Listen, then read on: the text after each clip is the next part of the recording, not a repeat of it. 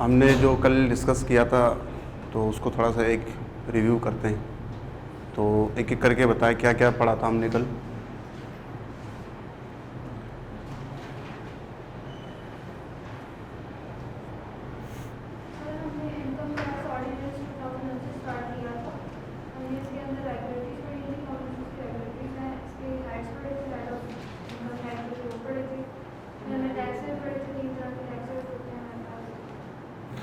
अच्छा, income tax से start किया था हमने और उसके head of accounts, head of incomes हमने देखे थे।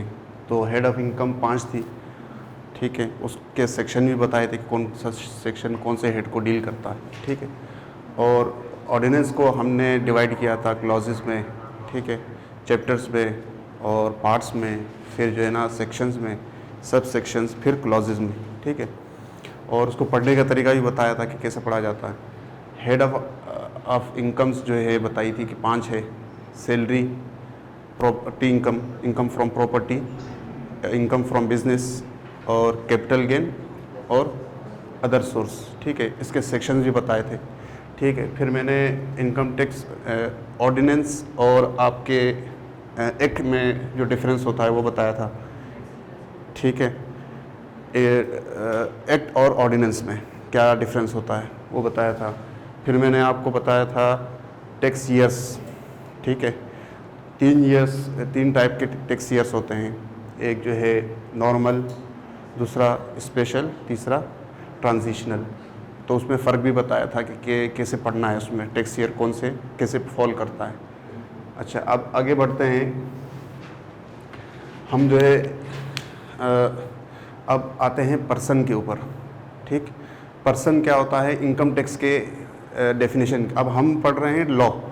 अब पर्सन ये नहीं, हम ये नहीं सोचेंगे कि ये आई एम अ पर्सन, मैं नहीं।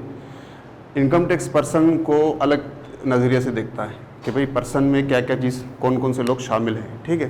तो हम जो है पर्सन की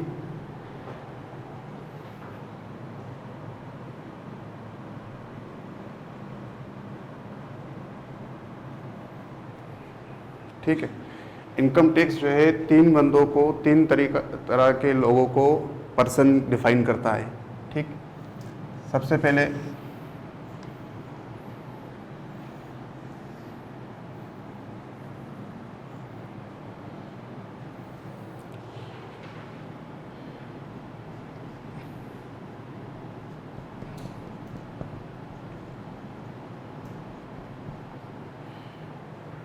इंडिविजुअल, ठीक।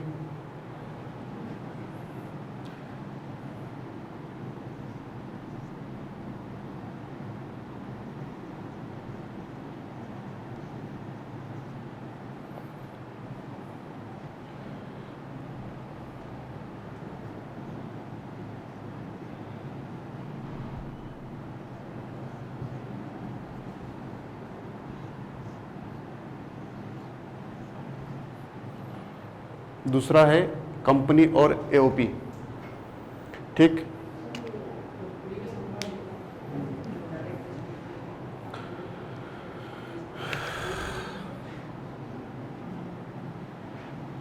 तीसरा हमारे पास federal government,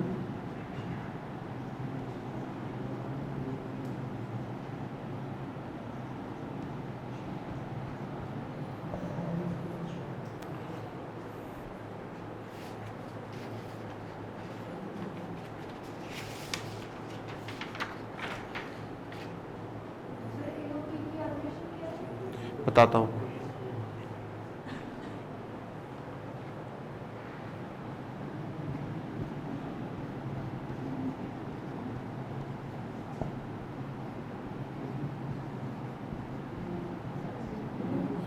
foreign government,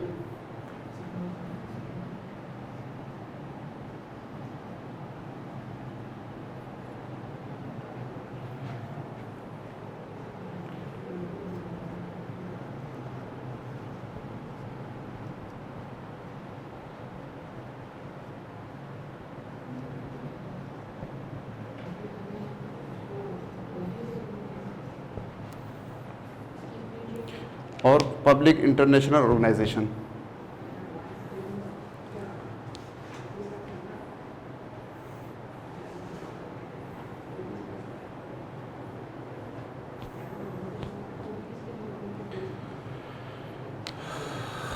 AOP stands for Association of Persons।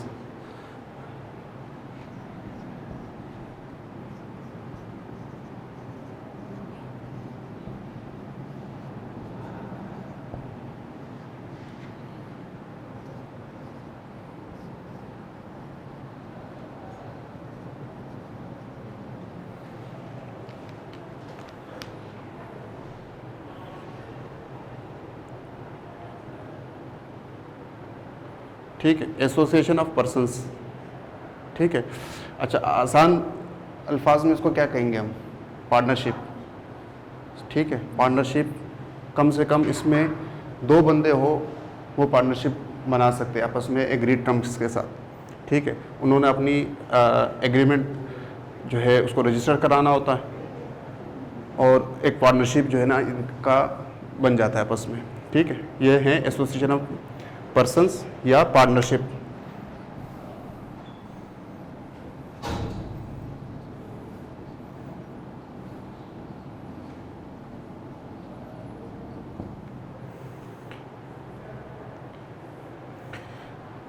ठीक, अच्छा ये इंडिविजुअल जो है ये है नेचुरल पर्सन।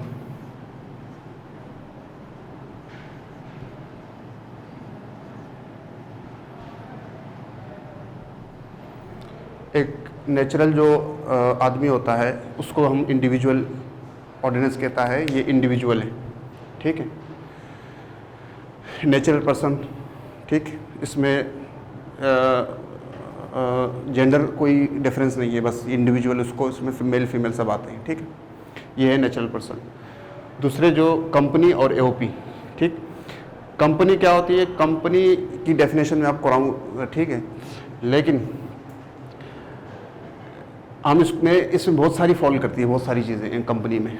ठीक है, इसमें कंपनी जो है पाकिस्तान में एक इदारा है SECP, securities and exchange commission of Pakistan. वो कंपनीज़ को वहाँ पे कंपनीज की फॉर्मेशन होती है और इसको कहते हैं इनकॉर्पोरेशन। ठीक, और वो जो है इनकॉर्पोरेट करता है, इनकॉर्पोरेशन सर्टिफिकेट मिलता है कंपनी को। ठीक है, अच्छा जब भी कंपनी बनती है तो उसमें डायरेक्टर्स होते हैं। ठीक, और कितने डायरेक्टर होने वो सारा एक इसका बाई लॉज होते हैं, इनको आर्टिकल्स और मेमोरेंडम ऑफ एसोसिएशन कहा जाता है। ठीक है, वो कंपनी ये सारे जो लॉज होते हैं जो कंपनी के मैटर्स को डील करता है वो हमारे पास इदारा है SECP। ठीक,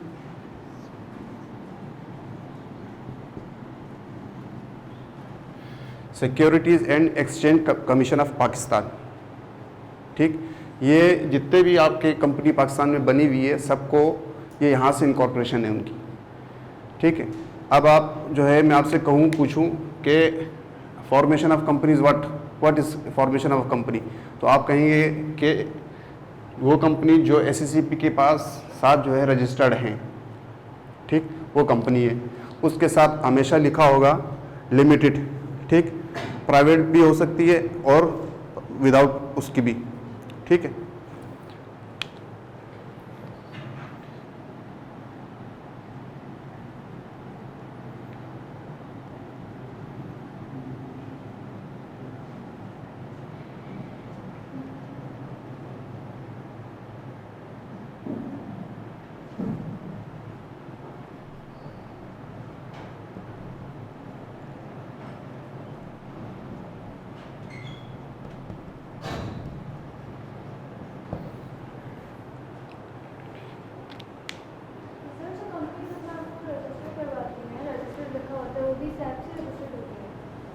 कौन सी? SECP से रजिस्टर्ड होती है ना, जो भी कंपनीज अपने आपको फॉर्मेशन की तरफ लेके जाती हैं वहीं से रजिस्ट्रेशन। बिल्कुल, आप इनमें इस तरह बास कंपनियों के साथ लिखा होता है कि ABC एंड कंपनी। ठीक है, वो कंपनी नहीं होती, वो एक नाम होता है। ठीक है, SECP के पास जो रजिस्टर्ड होगी तो उसके साथ हमेशा लिमिटेड लिखा होगा या प्राइवेट होगी। जी, नहीं, वो अलग, कॉरपोरेशन अलग जो है ना, गवर्नमेंट उसको एक कानून के तहत बनाती है। इनकॉर्पोरेशन ज़रूरी नहीं हो एसएससीपी के साथ जो है ना रजिस्टर्ड हो, ठीक है। अच्छा, इसमें जो भी कंपनी होगी वो आप इसके साथ लिमिटेड कवर यूज़ हो रहा होगा, लिमिटेड लाइबिलिटी कंपनी जो होती है, ठीक है। और स्टॉक एक्सचेंज में जो लिस्टेड कंपनियां होती है उसके साथ हमेशा लिमिटेड होता है। जो अनलिस्टेड होती है तो उनके साथ प्राइवेट लिमिटेड लिखा होता है, प्राइवेट लिमिटेड कंपनी, ठीक है। तो लिमिटेड का वर्ड आता है तो एसएससीपी के साथ रजिस्टर्ड, आप समझ जाए। अगर किसी ऐसे ही किसी बिजनेसमैन का है कि भाई मेरी कंपनी है और वो जो है ना बताता है कि यार मैंने कंपनी खोली है ये हो, तो आपके जहन में आना चाहिए कि भाई आप अपना नाम बताएं। तो वो जो है ना यूँ करते हैं कि भाई ABC एंड कंपनी, तो वो ज़्यादातर इस टाइप के जो होते हैं वो कंपनी नहीं होती है, वो या पार्टनरशिप होती है, ठीक है, या इंडिविजुअल के बेसिस पे काम कर रहे होते हैं, ठीक है। जब तक आपके पास लिमिटेड कवर नहीं होता तो उसको आप ना समझे वो कंपनी है। कंपनी जो है ना इसके साथ रजिस्टर्ड होना ज़रूरी है एसएससीपी, ठीक है। ये एसएससीपी ये आपसे क्वेश्चन पूछ सकता है इंटरव्यू में, और ये पूछ सकता है आपके पास टेस्ट में कि एसएससीपी क्या क्या है। इसमें इनकॉर्पोरेशन का भी पूछ सकता है, इसमें जो है ना फॉर्मेशन ऑफ कंपनीज का भी पूछ सकता है, आपसे ये क्वेश्चन पूछ सकता है, ठीक है। पर्सन में ये सारी चीज़ें आ गई है, ठीक। इंडिविजुअल नेचुरल पर्सन, ठीक। दूसरा कंपनी और एओपी, एसोसिएशन ऑफ पर्सन्स या पार्टनरशिप, ठीक। तीसरा फेडरल गवर्नमेंट, ठीक है। इनकम टैक्स लॉ कहता है कि फेडरल गवर्नमेंट, फॉरेन गवर्नमेंट कोई भी हो वो भी पर्सन है, और पब्लिक इंटरनेशनल ऑर्गेनाइजेशन कोई भी हो वो भी क्या है, पर्सन है, ठीक। पब्लिक इंटरनेशनल ऑर्गेनाइजेशन की कोई एग्जांपल दे दें। सॉरी, WHO और एमनेस्टी इंटरनेशनल और, ठीक है, यूनिसेफ, ठीक है। तो वो जो इस टाइप के जितने भी जो इदारे हैं पब्लिक इंटरनेशनल, तो वो भी पर्सन में फॉल करते हैं, ठीक है। अब हम कंपनी की डेफिनेशन और कंपनी को मज़ीद जब खोलेंगे तो इसमें आपके पास दो चीज़ें और आती हैं कंपनी में, ठीक। अच्छा, ये कंपनी फॉर्मेशन जब होती थी, पहले ये कंपनी जो बनती थी पाकिस्तान में तो ऑर्डिनेंस था 1984 का, 1984 के ऑर्डिनेंस के तहत कंपनियां रजिस्टर्ड होती थी। अब वो 2017 में एक्ट बन चुका है, उस ऑर्डिनेंस को सुपरसीड करके एक्ट बना लिया गया 2017 में, ठीक है।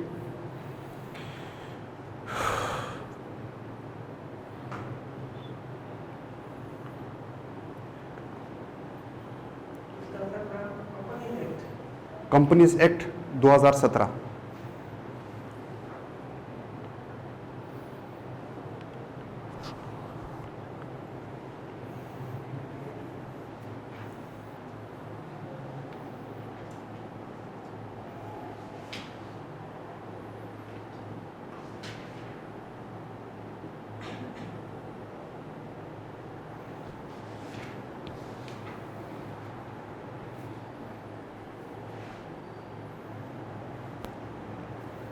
ठीक है। इसको नोट कर लिया सबने, ठीक है। अच्छा, इसको ये फिगर के फॉर्म में लाने के लिए इसलिए हैं कि हम जो है ना टेबुलेटेड फॉर्म में इसको समझाने का मकसद ये है कि आपको वो चीज़ समझ में आ जाए, MCQs आपको अटेम्प्ट करना आसान हो, ठीक है। और ये चीज़ जो है आप बुक में पढ़ेंगे, ठीक, इसको मिलाएंगे बुक के साथ तो फिर चीज़ और वाज़ेह हो जाएगी, ठीक। ज़रूरत पड़े तो खोल लीजिएगा, नहीं है तो कोई इशू नहीं है, ये भी आप पढ़ के चली जाएंगे, काफ़ी है आपके लिए। और हम अपना कोर्स जो है इसी हिसाब से आगे बढ़ाते रहेंगे, ठीक है।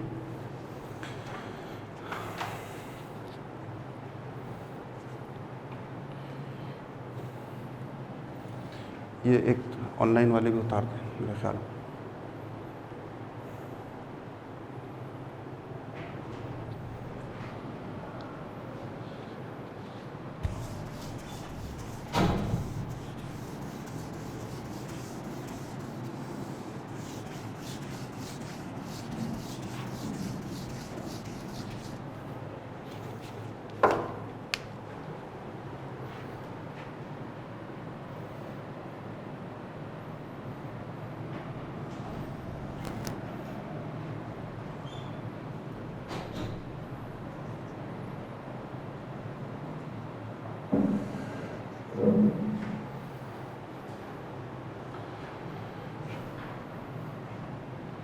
अच्छा, अब कंपनी क्या होती है हम उसको डिस्कस करते हैं।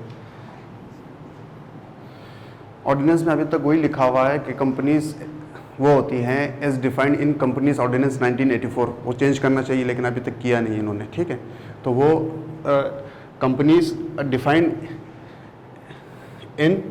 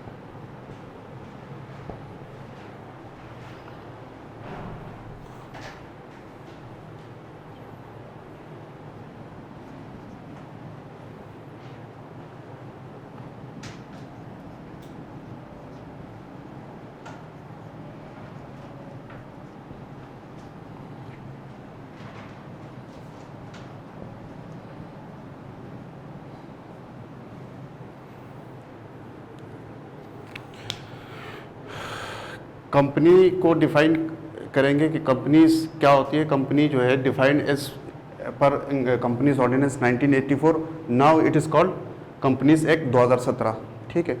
जो इस एक्ट ने उसको डिफाइन किया है कंपनी या तो वो कंपनी कहलाएगी, ठीक है। तो वो बताती है कैटेगरी क्या क्या कौन कौन सी जो है लोग जो है ना ऑर्गेनाइजेशन कंपनी होगी, ठीक है। वो फिर उसी पे आता है कि एसएससीपी के साथ रजिस्ट्रेशन ये वो सब उसी में आ जाती है बात जो है ना, ठीक है। अच्छा, किसी और लॉ के तहत पाकिस्तान में बनी हुई हो कोई भी इदारा, ठीक है, वो भी कंपनी कहलाएगी। या फॉरेन किसी कंट्री में रजिस्टर्ड है वो भी कंपनी में कंपनी कहलाएगी, ठीक है।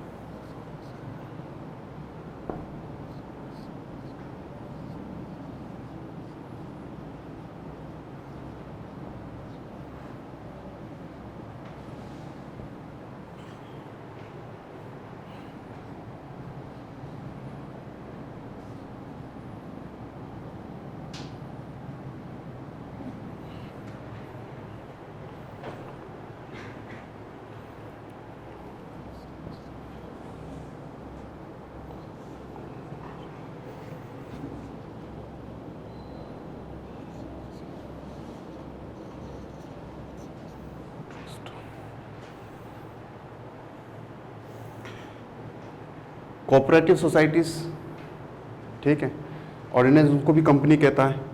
नॉन प्रॉफिट ऑर्गेनाइजेशन ऑर्डिनेंस उनको भी कहता है कि एनपीओस या एनजीओस जितनी भी हैं वो भी कंपनी में फॉल करती है, ठीक है।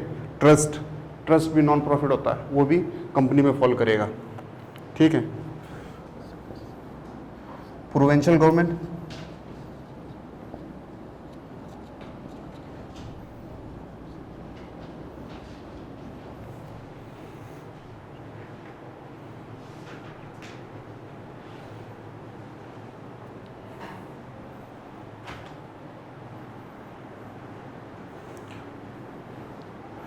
प्रोविंशियल गवर्नमेंट और लोकल गवर्नमेंट।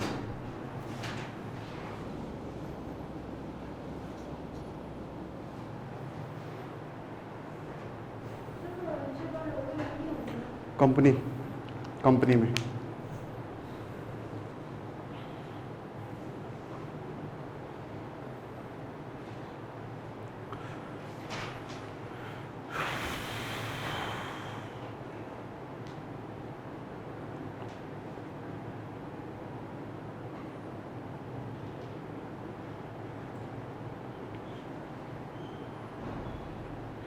आपने ये मोटे मोटे जो बताया ये याद रख लेने, ठीक है। इसमें से आपका क्वेश्चन बन सकता है कि कंपनी में नहीं नहीं नहीं, ये देखिए ये हम ऑर्डिनेंस की बात कर रहे हैं।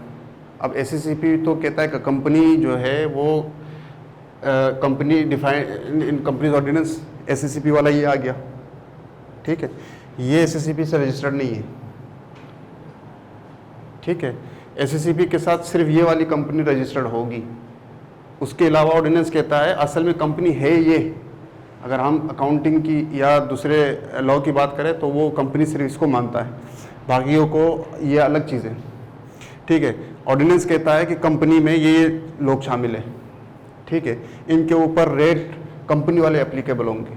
नॉन प्रॉफिट ऑर्गेनाइजेशन एनपीओस, अगर उनके ऊपर टैक्स लगता हो, एग्जेम्पशन ना हो किसी को, तो उनके ऊपर रेट लगेगा 29-28% चल रहा है, ठीक है, स्ट्रेट अवे, ठीक है, वो लगेगा। अब इनके ऊपर ट्रस्ट है, नॉन प्रॉफिट है, कोऑपरेटिव सोसाइटीज़ है। ये फॉरेन लॉ के तहत अगर बाहर कोई कंपनी इनकॉर्पोरेट है तो वो कंपनी कहलाएगी, भले पाकिस्तान में रजिस्टर्ड नहीं है लेकिन बाहर किसी कंट्री में रजिस्टर्ड है तो वो कंपनी कहलाएगी।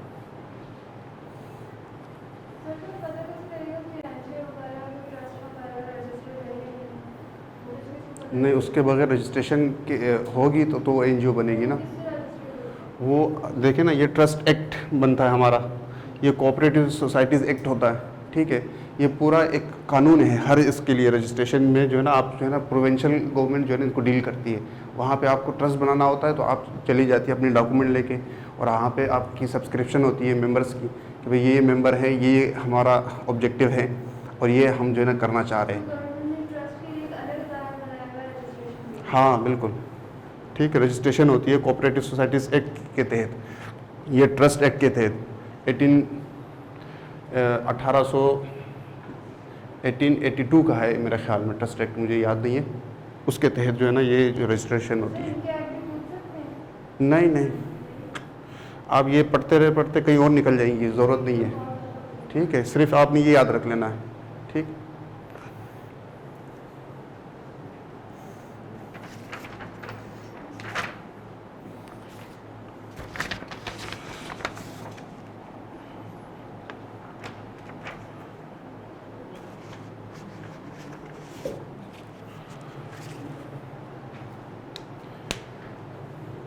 अच्छा, एओपी तो मैंने आपको बता दिया, एसोसिएशन ऑफ पर्संस, फर्म या पार्टनरशिप, ठीक है।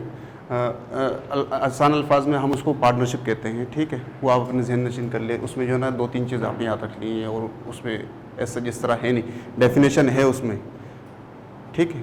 याद रखने के लिए इतना ही काफ़ी है कि पार्टनरशिप, या लिख लेता हूँ मैं AOP, association of persons.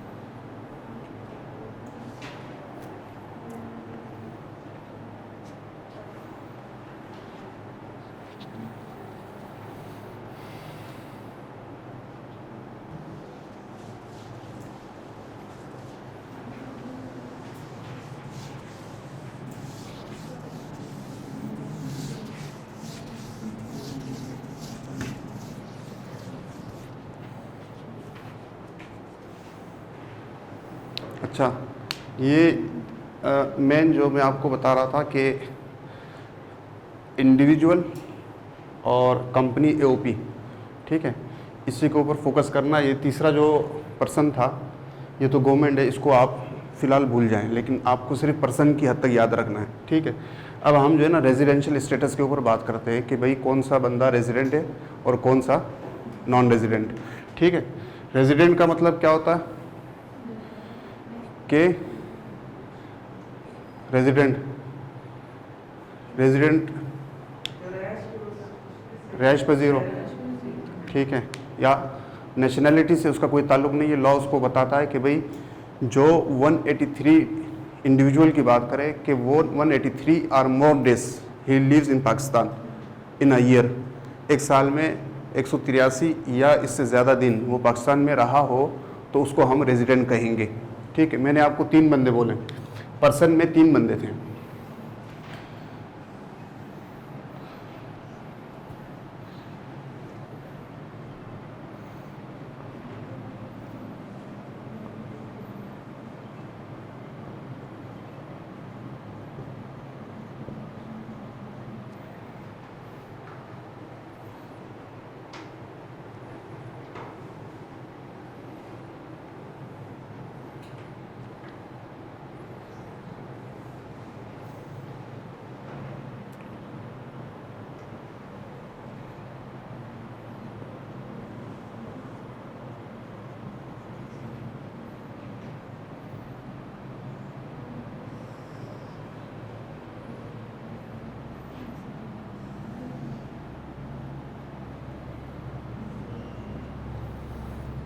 Residential status of a person, person में अभी फ़िलहाल हम 3 डिस्कस करेंगे, ठीक है, एओपी, कंपनी और इंडिविजुअल, ठीक।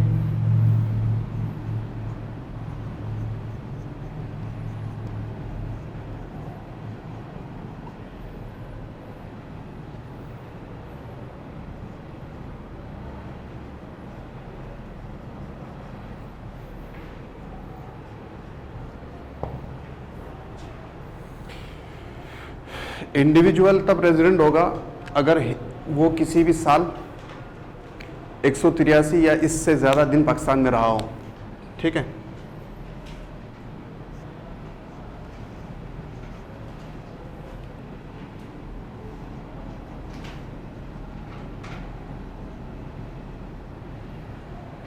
ठीक, कम से कम 183। अगर किसी को हम कहेंगे 182 डेज रहा हो तो रेजिडेंट कहलाएगा नहीं। अगर कोई पाकिस्तान में किसी साल टैक्स ईयर, किसी भी टैक्स ईयर में 182 डेज रहा हो उसको रेजिडेंट कहेंगे, ठीक है। तो इसको ये याद कीजिएगा 183 और मोर डेज, ठीक है, ये इनवर्ड्स में घुमाता है।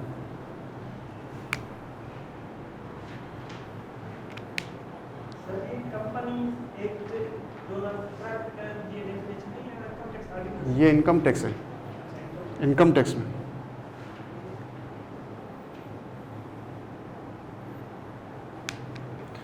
अगर कोई बंदा पाकिस्तान में किसी टैक्स ईयर में 183 या इससे ज़्यादा दिन रहा हो उसको हम रेजिडेंट कहेंगे, ठीक है।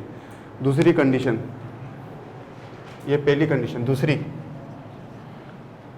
अगर कोई बंदा, सर यहाँ तक नज़र आ रहा है सर, अगर कोई बंदा किसी साल 120 दिन रहा हो,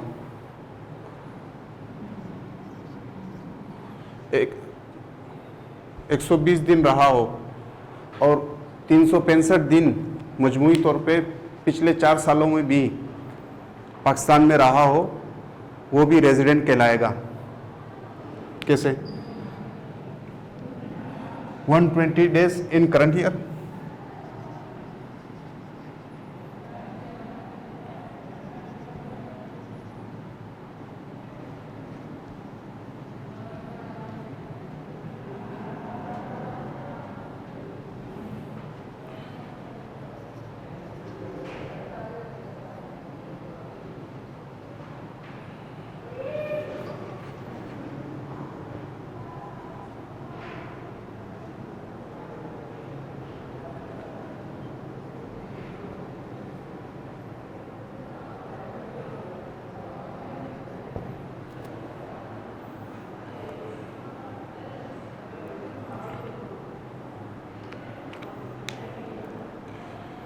अच्छा 183 और मोर डेज तो रहा हो उसको हम रेजिडेंट कहेंगे, ठीक है। इसके अलावा अगर कोई बंदा करंट ईयर में, ठीक है, किसी भी टैक्स ईयर में 120 दिन रहा हो तो उसको भी रेजिडेंट कहेंगे, बशर्ते के 365 दिन पिछले 4 सालों में मिला के, पिछले 4 सालों में मिला के 365 या इससे ज़्यादा वो पाकिस्तान में रहा हो और करंट ईयर में 120 दिन रहा हो तो भी वो कहलाएगा रेजिडेंट। एग्जाम्पल से समझाता हूँ, ठीक है। 2021, 2020 करंट ईयर है हमारा 21,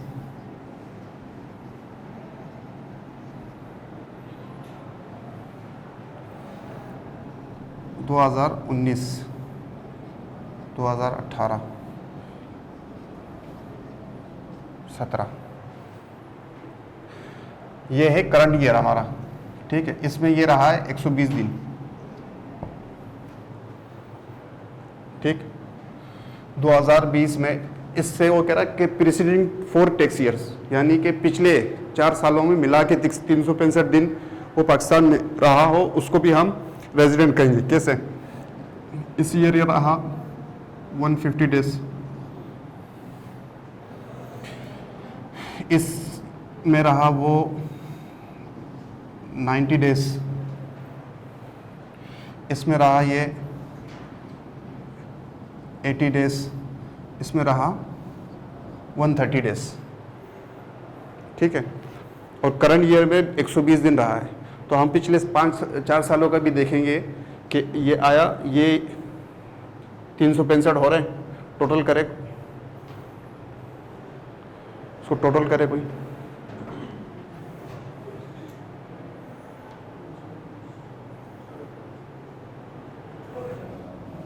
कितने? 450। तो ये 365 से बढ़ रहे हैं तो इसका मतलब ये कंडीशन पूरी हो गई, ठीक है। 120 दिन भी मीट कर रहा, 365 डेज भी मीट कर रहा है, तो लिहाजा ये क्या कहलाएगा? रेजिडेंट। ये इंडिविजुअल के लिए 364 फिर नहीं करेंगे, दोनों मीट होनी चाहिए। अगर 364 आता, इसने कहा है 365 आर मोर, ठीक है। 364 आता तो हम उसको नॉन रेजिडेंट कहते हैं। नहीं, फिर भी नहीं, दोनों कंडीशन कि करंट में 120 दिन और पिछले 4 सालों में, बिल्कुल, ठीक है। नंबर 1 में 183 ये तो हो गया, ठीक है। दूसरे कंडीशन कहता है कि 120 दिन करंट ईयर कम से कम वो रहा हो पाकिस्तान में 120 दिन, तो फिर हम देखेंगे कि भाई ये पिछले 4 सालों में मिला के 365 दिन पाकिस्तान में रहा है, मतलब 1 साल, ठीक है, तो हम उसको रेजिडेंट कहेंगे।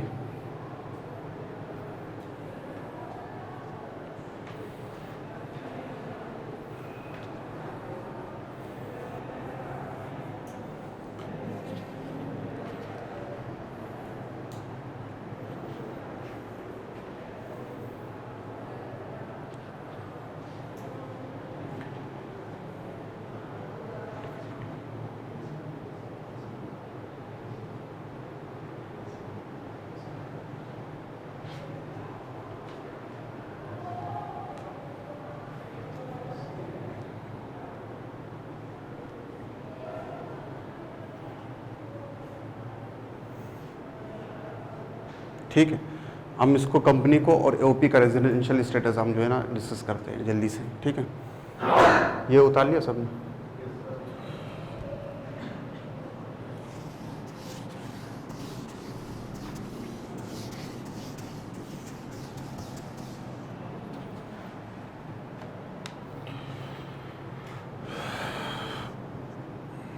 कंपनी रेजिडेंट होगी अगर वो पाकिस्तान में इनकॉर्पोरेट होती है, वो एनी विदाउट एनी कंडीशन वो रेजिडेंट है, ठीक है। मतलब वो एससीसी के पास, एससीसीबी के पास रजिस्टर्ड है, ठीक है, तो वो आप क्या कहेंगे? रेजिडेंट, ठीक है।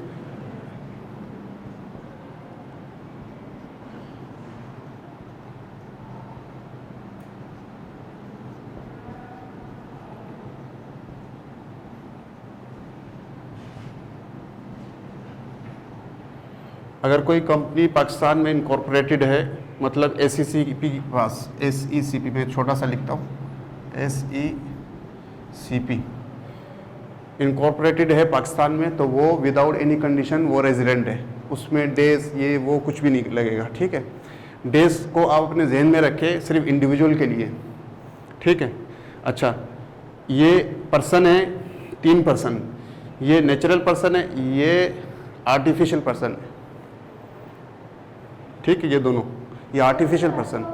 पार्टनरशिप में अगर एक पार्टनर की जगह को बाहर हो, पाकिस्तान में ना, तो ऐसे भी कंपनी की जगह रेजिडेंट रहेगी। हाँ देखें, आप सुने, हाँ, ये इंडिविजुअल जो होता है, ये बंदा खुद रिस्पॉन्सिबल है फॉर हिज एक्टिविटीज़ के लिए, ठीक है। ये इंडिविजुअल इसको इसलिए है, ये कंपनी है, ये एक पर्सन है, ये अलग से एक बंदा है, लॉ की टर्म्स में ये अलग से एक सेपरेट एंटिटी है या अलग से एक पर्सन है, इसलिए हम इसको पर्सन की डेफिनेशन में लेकर आते हैं।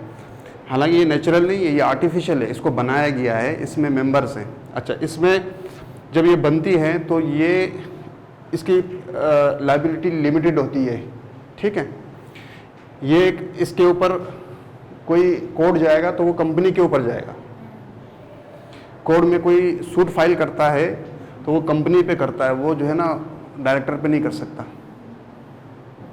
ठीक है, क्योंकि ये एक पर्सन है, ठीक। ऐसे ही AOP पे अगर जो है वो भी एक आर्टिफिशियल पर्सन है, इसकी लायबिलिटी जो होती है, लेकिन इसमें और इसमें डिफरेंस यही है कि लिमिटेड लायबिलिटी है, लेकिन इसमें जो आपकी जो मेंबर्स होते हैं वो रिस्पॉन्सिबल होते हैं AOP के एक्ट्स के लिए, और मेंबर आपस में एक दूसरे के एक्ट्स के लिए रिस्पॉन्सिबल होते हैं, ठीक है। इसमें डायरेक्टर का कोई वो नहीं होता कि भाई कंपनी के ऊपर अगर कोई लोन चढ़ जाता है, डिफ़ॉल्ट कर जाती है, डायरेक्टर इज़ नॉट रिस्पॉन्सिबल, वो he is responsible only for the paid up capital, जितना उसने जमा करा है,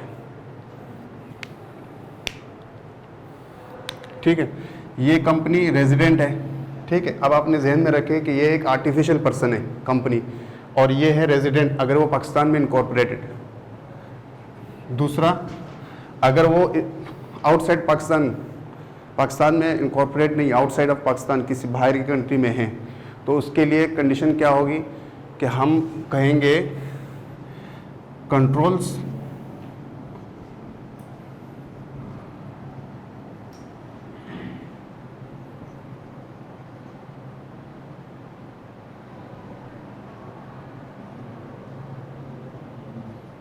मैनेजमेंट ऑफ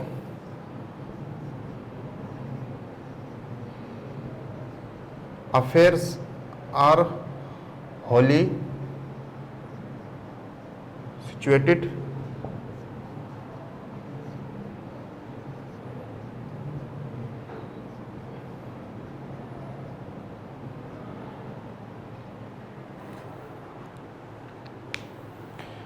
अगर कोई कंपनी आउटसाइड पाकिस्तान रजिस्टर्ड है, इनकॉर्पोरेशन जिससे पाकिस्तान में नहीं है, कहीं बाहर है, ठीक है, तो हम रेजिडेंट उसको कब मानेंगे, जब वो उसके controls and management of affairs are wholly, यानी कि टोटली पाकिस्तान में डील हो रहे हो, ठीक है, तो उसको हम रेजिडेंट बोलेंगे। अगर नहीं, पार्टली या पाकिस्तान में हो रहा हो, पार्टली बाहर हो रहा हो, तो हम उसको नॉन रेजिडेंट कहेंगे, ठीक है।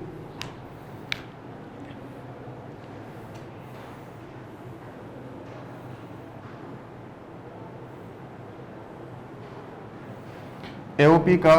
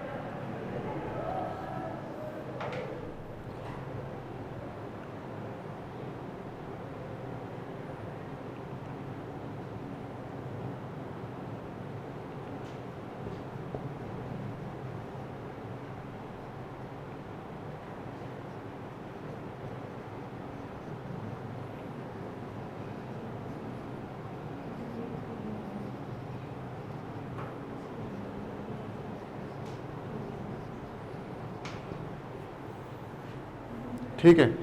अभी इसमें डिफरेंस निकालें इन दोनों में, एओपी और कंपनी के, इसमें और उसमें डिफरेंस बताएं।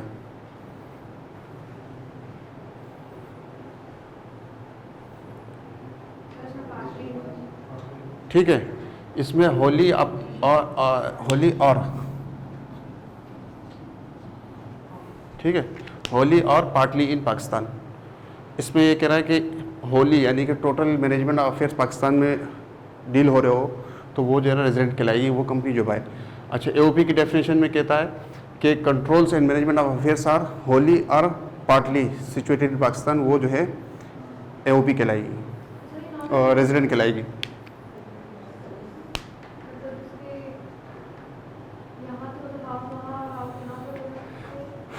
नहीं, जैसे देखें ना, यहाँ पाकिस्तान में अगर एक कंपनी डील हो रही है, यहाँ पे बनी है, यहाँ पे बिजनेस कर रही है, ठीक है, भले उसका पर्सन, उसके मेंबर बाहर बैठा हो, ठीक है, लेकिन उसके मैनेजमेंट ऑफ अफेयर्स जो पाकिस्तान में डील हो रहे हो तो हम उसको रेजिडेंट कहेंगे, होली या पार्टली।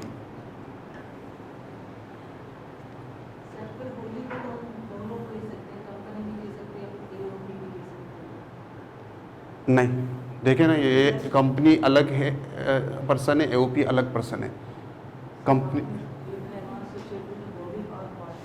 सिचुएटेड होली और पार्टली, या तो टोटल हो रहा हो या उसका कोई एक हिस्सा हो रहा हो पाकिस्तान में डील।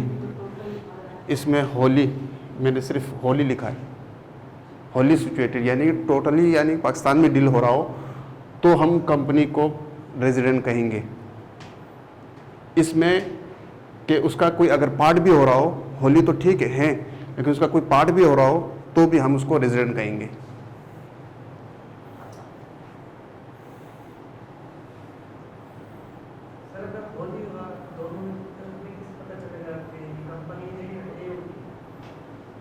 नहीं, ये आपको इस तरह नहीं बताएंगे ना, वो आपको बताएगा कंपनी, फिर आपको बोलेगा कि भाई controls and management of affairs, वो आपको इस तरह क्वेश्चन बनाएगा, company is registered in England, ठीक है, और he carrying on business in Pakistan in this date को, ठीक है।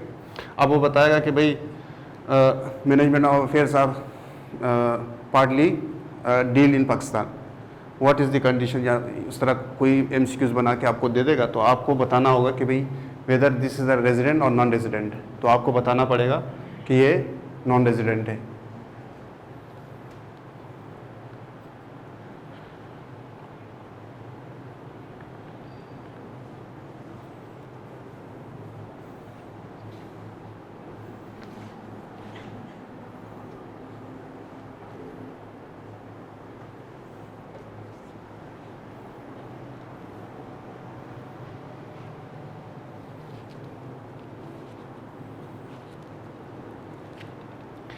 अच्छा, आप जैसे जैसे पढ़ते जाएंगे ना तो पर्सन की बार बार जो है जहन में पर्सन पर्सन पर्सन, तो आपके पास ये तीन जहन में बंदे आने चाहिए। कौन से? इंडिविजुअल, कंपनी, एओपी, कि उसकी बात हो रही है, ठीक है। जब तक वो एक्सक्लूसिवली नहीं बताता कि यार हम कंपनी की बात कर रहे हैं, अगर पर्सन की जहाँ बात करता है तो आम क्या समझेंगे, यार तीनों की बात हो रही है, ठीक है।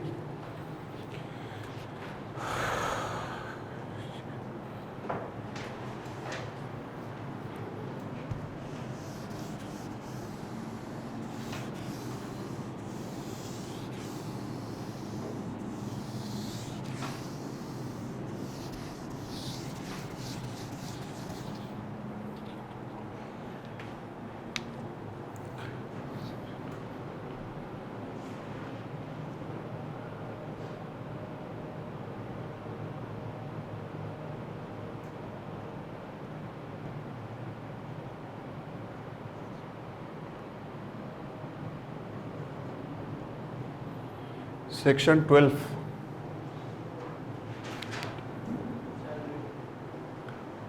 सैलरी।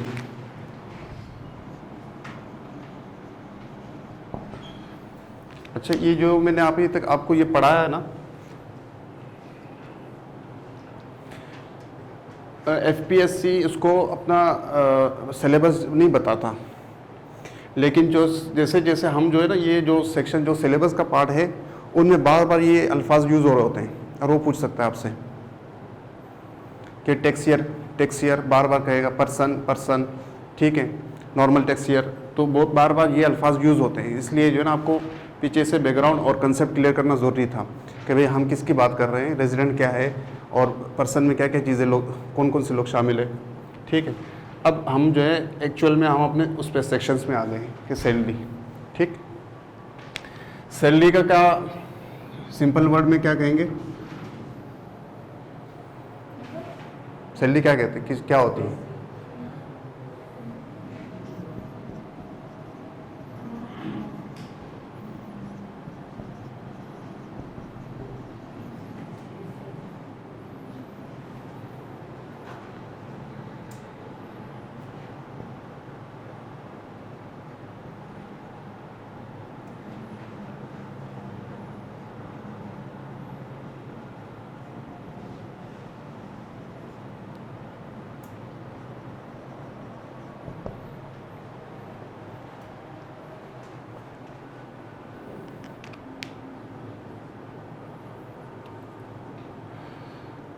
ठीक है। अब सिंपल अल्फाज में अगर हम कहें तो amount received by employ from an employment, ठीक है, against what, for his services, ठीक है। अपना टाइम देते हैं और अपना वक्त देते हैं, तो उसके अगेंस्ट में आपको क्या मिलता है, सैलरी मिलती है, ठीक है। अच्छा, सैलरी जो है ऑर्डिनेंस में, सैलरी में इतना सिंपल नहीं है कि सिंपल जो है हम कहें कि सैलरी जो है जो अमाउंट रिसीव किया वो, लेकिन ऑर्डिनेंस और भी चीज़ों को सैलरी का पार्ट बनाता है, ठीक है। तो हम उनको नोट डाउन करते हैं कि भाई क्या क्या चीज़ें हैं वो सैलरी का पार्ट है, ठीक है।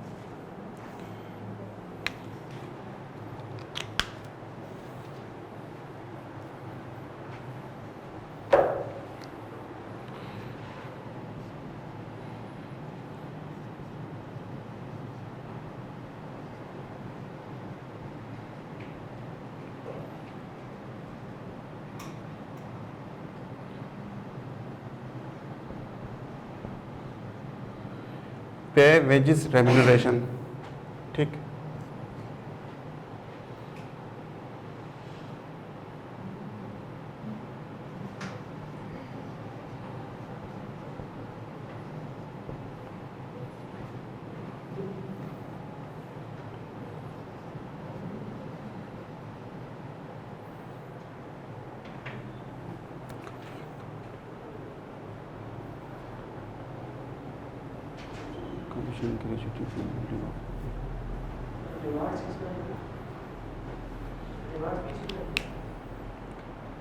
नहीं, रिवार्ड उसमें नहीं आएगा, रिवार्ड नहीं आएगा उसका।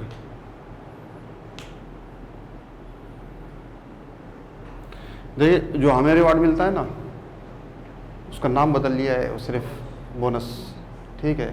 साल में एम्प्लॉइज़ को बोनस मिलता है, ठीक, तो वो भी सैलरी का पार्ट होता है। 2 बोनस मिल गए या 3 बोनस मिल गए तो वो सैलरी का पार्ट होता है, उसकी टैक्सेशन सैलरी की हेड में होती है, ठीक है।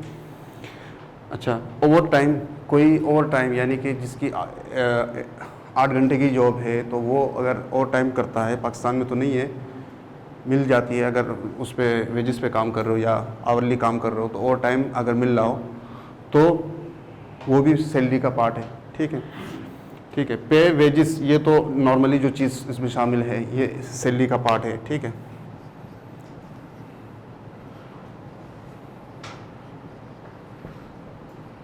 ग्रेचुइटी,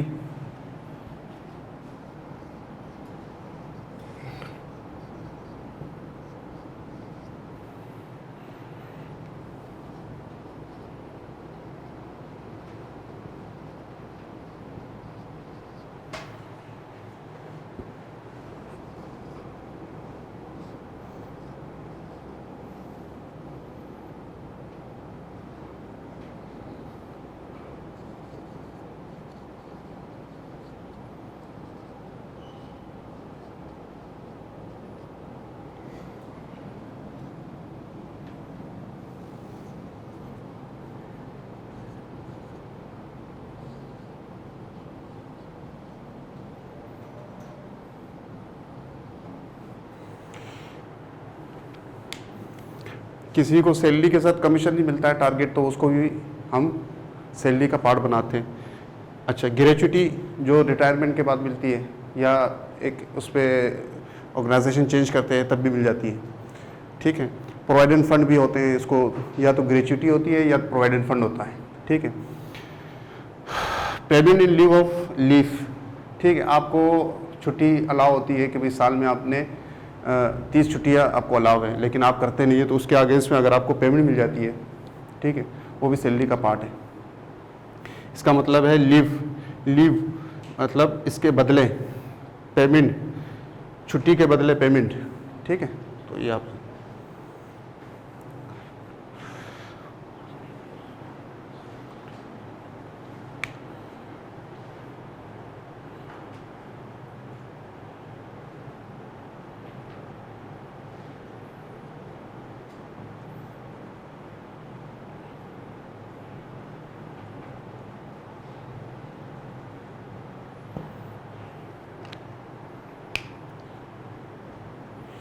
वर्क कंडीशन सप्लीमेंट्स, ठीक है। कोई डेंजरस वर्किंग इन्वायरमेंट में काम कर रहा हो तो उसको एक एडिशनल अलाउंस वगैरह मिलता है, ठीक है, तो वो भी सैलरी का पार्ट है।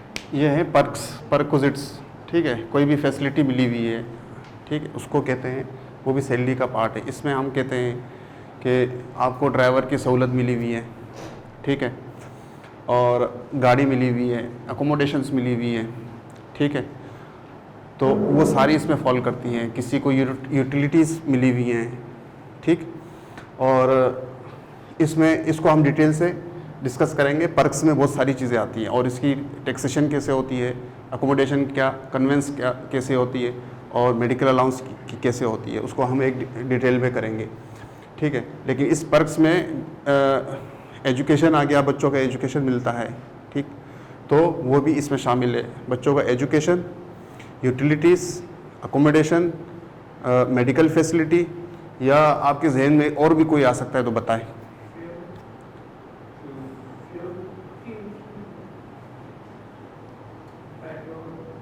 फ्यूल, ठीक है, और बताएं, ठीक है। लेकिन ये पर्क्स जो है, अगर हाँ, जैसे अब इसमें कुछ ऐसे इस टाइप के होते हैं कि आपको एक्सपेंसेस के अगेंस्ट में रिम्बर्समेंट मिलती है, तो वो एक्सपेंस अगर आपने ऑफिस के काम के लिए इंकर्ड किया है तो वो आपका पर्क्स शामिल नहीं किया जाएगा, शुमार नहीं किया जाएगा, ठीक है।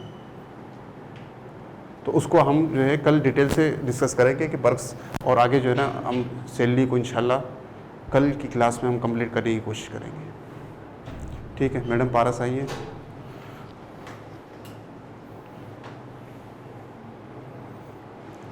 और नमाज जिसने पढ़नी है नमाज पढ़ लें 10 मिनट्स भी, ठीक।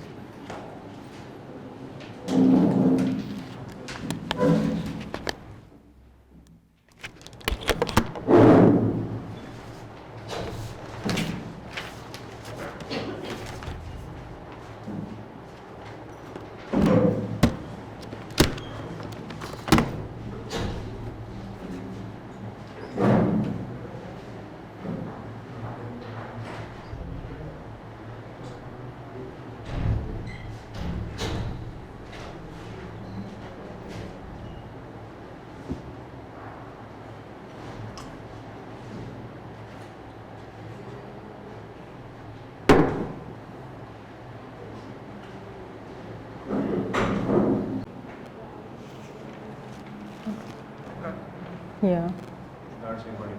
या मुकास बस ये देखिएगा कि यहाँ पे अगर कहीं पे भी आपकी नज़र पड़ी और नॉट टॉकिंग या नहीं आए कि जो ताहिर या पारस का नाम यहाँ पे नहीं है, तो मुझे बताइएगा, हो सकता है माइक ऑफ हो जाए। यहाँ पे आ जाएगा when I will be talking, right.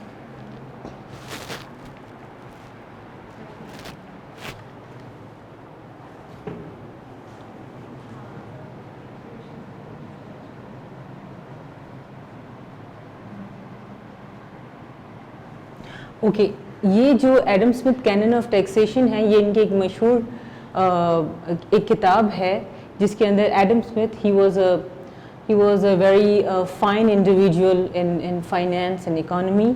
He said this thing कि ये 4 चीज़ें जो हैं होनी ही चाहिए आपके पास टैक्सेशन को जब आप अप्लाई करते हैं। इक्वालिटी होनी चाहिए, आपने इस तरह से कोई रेट फॉर्मुलेट करना है कि किसी के ऊपर ज़्यादा बर्डन भी ना हो and everybody is assessed accordingly, ठीक है। दूसरी चीज़ ये होनी चाहिए कि जो भी आपका टैक्स हो उसके पीछे एक जस्टिफाइबल रीज़न हो। It should be clear and certain. Uncertain चीज़ कोई भी नहीं होनी चाहिए, एम्बिग्विटी, कंफ्यूजन कोई नहीं होना चाहिए, ठीक है। थर्ड थिंग दे सेड कि वो इतना कन्वीनियंट हो पे करना कि कोई भी आम इंसान, कोई भी, अगर हम आपसे रेगुलरली किसी आम इंसान से पूछेंगे कि are you a tax payer, तो वो बोलेंगे यस। और अगर हम लोग उनको बोलेंगे व्हेन डिड यू लास्ट पे योर टैक्स, वो बोलेंगे when I was buying something. Then we'll ask me, have you ever heard of income tax return? I've never heard of income tax return. They'll say, usually say that, not all, however, usually say that. So एक आम इंसान के लिए बहुत ज़रूरी है कि वो इस चीज़ को समझे कि उसको टैक्स रिटर्न कैसे फाइल करना है और अपना इनकम टैक्स देना कैसे है, ये बहुत ज़रूरी है उसके लिए, ठीक है।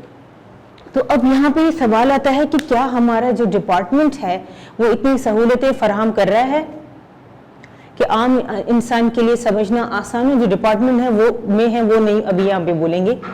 रेस्ट आप लोगों से पूछना चाहती हूँ, क्या आपने कभी इनकम टैक्स रिटर्न के बारे में सुना है, या इनकम कैसे आप लोग किस तरह से अपना टैक्स जमा करवाएंगे? Have you ever heard of that? मैंने वैट का सुना हुआ है, लेकिन यहाँ पर मैंने देखा नहीं है। आपने वैट का सुना हुआ है, okay okay great. What about here in Pakistan? You're talking about VAT of UK, right? Other than that, income tax के ऊपर बात करते हैं। Anybody? यानी कि आप लोग right now who are actually going to become inspector Indian Revenue in future, you guys actually don't know about, and आप लोगों का शुमार पाकिस्तान की उस कैटेगरी और सेगमेंट में होता है जो पढ़े लिखे हैं। मैं सार्केस्टिक नहीं हो रही, मैं आपको रियलिटी बता रही हूँ। तो एक आम इंसान जिसको कुछ भी नहीं आता, सिर्फ बिजनेस करना आता है, क्योंकि बिजनेस के लिए you don't have to be learned, तो वो अपना इनकम टैक्स रिटर्न कैसे भरेगा? तो वो अपना, उसको कैसे पता चलेगा कि उसने सही टैक्स रेट की कैटेगरी में अपना नाम डाला है, या अपनी इनकम या अपने सारी एसेट्स प्रॉपर डिक्लेयर किए हैं, क्या उसने अपने रेवेन्यूज और सारी टाइप्स ऑफ इनकम सही प्रॉपर्टी वाली बिजनेस में भी तो नहीं डाल दी, सैलरी वाली वो नॉन सैलरीड में तो नहीं डाल दी। तो try to understand this thing that we ate the grass. अब हम लोग एक रेगुलेटर हैं, आपने कभी भी यहाँ पे, अभी हम फैन के लिए आप रेगुलेटर देखते हैं ना, उसको आप आगे पीछे करते हैं। आपकी गवर्नमेंट जो है, हमारी जो गवर्नमेंट है, दैट्स गवर्नमेंट ऑफ पाकिस्तान, वो उस रेगुलेटर के through speed of generation of taxation को मैनेज करती है। यानी कि जो रेगुलेटर है, रेगुलेटरी बॉडी है, that is FBR, and that's how they actually generate revenue by increasing the tax sometimes decreasing the tax, sometimes encouraging people to invest in certain sectors, sometimes discouraging some sort of goods. So our government is actually regulating with the help of a tool that is FBR, और इसमें जो ये आपका dimmer है, ठीक है। तो बहुत जरूरी था कि हमारे पास convenience of payment of taxation होना बहुत ज़रूरी है, ठीक है। अब बात यह आ जाती है कि what do we understand by convenience. 2001 से पहले, and you should know that, हो सकता है आप लोगों से सवाल पूछे, मैंने USS के बारे में मैं समझती हूँ कि एक सवाल मैंने कहीं देखा है, तो इसलिए आप लोगों को पता होना चाहिए। आप लोगों ने कल थोड़ी बहुत हिस्ट्री हम लोगों ने डिस्कस की, हमने देखा कि भाई FBR क्या है, व्हाट डज इट डू, कहाँ से हिस्ट्री चली है, कितनी मरतबा रेवेन्यू डिवीजन अबॉलिश हुआ, फिर बना, फिर अबॉलिश हुआ, फिर बना, फिर अबॉलिश हुआ, फिर बना, तो यानी 3 मरतबा तो रेवेन्यू डिवीजन अबॉलिश होकर बना है। और that is also part of evolution of the you can say part of evolution of democracy in Pakistan. As जैसे जैसे हमारे पास गवर्नमेंट इंस्टीट्यूशनलाइज हुए, यू मस्ट सी कि हमारे इदारे जो है वो पुख्ता और अच्छे एक निज़ाम के अंदर आ गए। ठीक है, 2001 में 2001 के अंदर इनकम टैक्स ऑर्डिनेंस 2001 प्रोमलगेट हुआ, जिसको जुलाई 1 से इम्प्लीमेंटेशन स्टार्ट हो गई। यानी कि वो 1 साल पहले गया था, उसकी इम्प्लीमेंटेशन याद रखिएगा, इम्प्लीमेंटेशन नेक्स्ट ईयर से होती है। कोई भी फाइनेंस एक्ट आता है तो उसकी इम्प्लीमेंटेशन नेक्स्ट ईयर होती है। एक इसके अंदर आप लोग क्लॉज या एक चीज समझ लें, अगर फाइनेंस एक्ट में लिखा है किसी सेक्शन के अंदर कि हाँ फाइनेंस एक्ट वैसे तो थ्रू आउट नेक्स्ट ईयर ही अप्लाई होगा, लेकिन ये सेक्शन जब भी आएगा वो रिग्रेसिवली वो रिट्रोस्पेक्टिवली चलेगा। तो आपने ये समझना है कि फाइनेंस एक्ट सिर्फ प्रोग्रेसिव या आगे नहीं जाएगा, समटाइम्स कुछ सेक्शंस में ये वो एक क्लॉज डाल देते हैं कि except this section is going to work retrospectively. अब जिसने ये चीज पहले की हुई है या इस कैटेगरी में फॉल कर रहे हैं, तो आप लोग उनको शो कॉज या आप उनकी असेसमेंट करेंगे इस कैटेगरी के अंदर। तो फाइनेंस एक्ट जो है वो नेक्स्ट ईयर अप्लाई होता है, ये भी अपने पास रखिएगा। आप उससे सवाल पूछ सकते हैं, ये पूछा भी है कि आपका कोई भी फाइनेंस एक्ट आता है तो उसकी इम्प्लीमेंटेशन कब से होती है। जनरली इसकी इम्प्लीमेंटेशन जुलाई से होती है, 1 जुलाई। आप लोगों ने ऑलरेडी फिस्कल ईयर और ये सारे नॉर्मल ईयर और ये आप स्पेशल और transnational year, transitional tax year, ये सब आपने कल पढ़े हैं, आई होप सो। अब आपको ये बात भी क्लियर हो गई। So in 2001 we had this income tax ordinance was introduced and 2002 की जुलाई में ये यहाँ पे इम्प्लीमेंटेशन यहाँ पे शुरू हो गई। अब जुलाई 2001 में यूनिवर्सल सेल्फ असेसमेंट सिस्टम भी इंट्रोड्यूस हुआ। पहले तो ये होता था कि income, for example if this lady is working somewhere and I get to know about her, and मैं आपको बहुत लेमन में बता रही हूँ, मैं अब उनकी असेसमेंट करूंगी कि मिस अनम जो कि सिटी स्कूल की एम्प्लॉय हैं, उनकी ये इनकम हो सकती है और उनके ऊपर ये टैक्स लग सकता है। अब उनकी असेसमेंट मैं कर रही हूं। अब उससे क्या हुआ, number 1, it's very impossible for all the taxation people to do the assessment. पहली बात तो ये कि हम लोग जितने भी 20-25 हजार एम्प्लॉयज उस वक्त और कम थे, we were not able to do everybody's assessment. अगर मिसाल के तौर पर अनम को मैंने टैक्स कर लिया, लेकिन Haider was left out. Heather maybe was a very big fish. I'm sorry I'm using that word. Maybe he was a very big businessman who was trying to evade or trying to protect himself from paying any sort of tax, and he got away because I did not know that. And we also did not have computerized or softwares at that time जो कि ये हम लोगों के लिए possible बनाते कि भाई यहाँ पे आपने इनकम टैक्स रिटर्न भरा और हमने यहाँ पे असेसमेंट किया, एंड दैट्स इट। तो यूनिवर्सल सेल्फ असेसमेंट सिस्टम यूसास ये इंट्रोड्यूस हुआ 2001 में। ये मॉडल है यूनाइटेड किंगडम का, उनके इंग्लैंड का, जो यहाँ पे इम्प्लीमेंट हुआ। ठीक है, अब यूनिवर्सल सेल्फ असेसमेंट सिस्टम के अकॉर्डिंगली जब भी आप रिटर्न भरते हैं तो उसके अंदर आप ये देखेंगे कि we always tell the taxpayer, even on the IRS website, even on the FBR website, कि we trust what you have given, we trust your assessment for your own income। हम आपको only audit procedure में तब लेंगे when we see कि आपकी documentation जो आपने provide किया है, it is not in alliance with what you have actually given। For example, अगर आपने रिटर्न के अंदर एक पर्टिकुलर एसेट शो किया है and it's a very huge asset and your income is not justifying that asset, then we'll ask you कि आपकी income for the rest of 20 years तो कोई है ही नहीं, या 5 साल की आपकी income है ही नहीं, and you bought this asset on this date of which you have also provided a source document, तो आप हमें बता सकते हैं ये income कहाँ से, then we will ask। Otherwise, I will not start doing her assessment or Tayyiba your assessment or Maliha your assessment unless I see a discrepancy. Only then will I do that. ठीक है, तो ये बहुत ज़रूरी है. तो इसलिए convenience का भी प्रिंसिपल यहाँ पे इंट्रोड्यूस हुआ कि it should be very convenient for the people. And economy of collection के से मुराद ये है कि इसका मेन मकसद ये है कि किसी को आप ज़्यादा बर्डन ना करें. You are not supposed to burden anyone. यहाँ पे ये बात समझना बहुत जरूरी है. ऐसा ना हो किसी के ऊपर आप बहुत ज्यादा क्या कहते हैं बर्डन डाल दें. अगर इक्वलिटी है कि आपने इक्वल तरीके से टैक्स लगाना, इकोनॉमी ऑफ कलेक्शन का मतलब यह है कि there should be fair distribution of wealth and it should be collected in a way that is not causing problem for the people as well, right. अगर हम लोग ये एडम स्मिथ के कैनन्स ऑफ टैक्सेशन देख रहे हैं, आप कल हमारी बातचीत हो रही थी, गपशप भी लग रही थी, टैक्स क्या है, वीआर क्या and so on and so forth, and we were taking a lot of replies. पर मैं आप लोगों से सबसे सवाल पूछना चाहती हूं कि गवर्नमेंट टैक्स क्यों कलेक्ट करती है? What is the primary objective of tax collection? Primary objective क्या है? फिर हम लोग वो ऑब्जेक्टिव्स डिस्कस करेंगे जो सेकेंडरी हैं, और आपको बहुत हैरत होगी सेकेंडरी ऑब्जेक्टिव सुन के. What is the primary objective of collecting taxes? Number 1 to run government. और गवर्नमेंट में क्या आता है?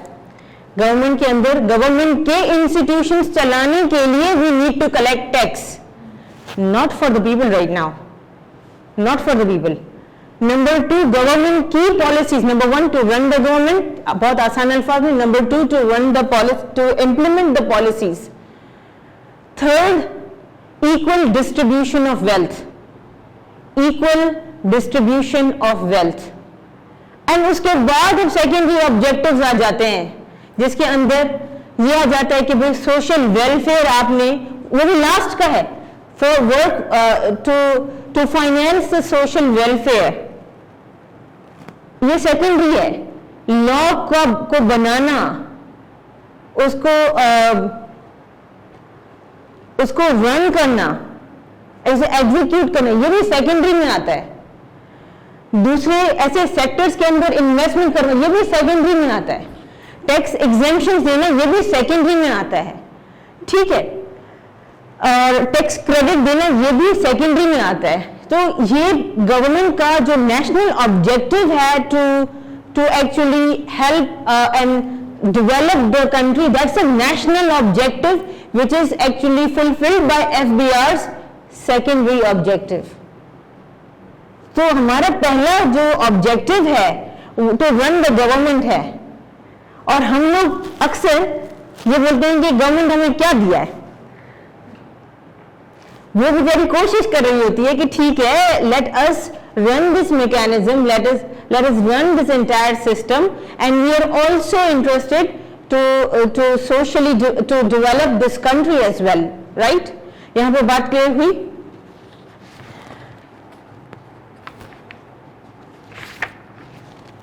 Okay. Right now, I want to take a quick quiz of the learnings that we did yesterday, and I'll give you this thing, and hopefully, you'll do that, right? Okay.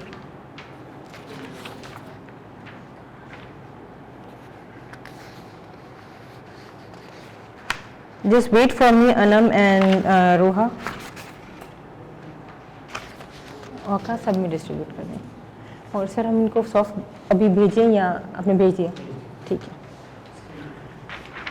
Okay.